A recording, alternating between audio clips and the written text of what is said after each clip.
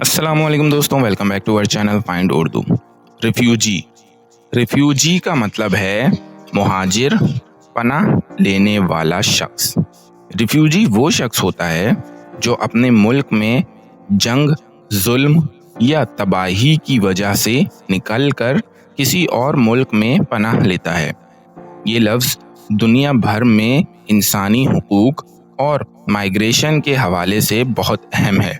Thousands of refugees crossed the border to escape the war. हजारों मुहाजिरीन जंग से बचकर सरहद पार कर गए। तो दोस्तों, रिफ्यूजी का मतलब है वो शख्स जो अपने मुल्क से मजबूरन हिजरत करके दूसरी जगह पनाह लेता है। उम्मीद है अब आपको रिफ्यूजी का मतलब समझ में आ गया होगा। मिलते हैं नेक्स्ट वीडियो में। शुक्रिया।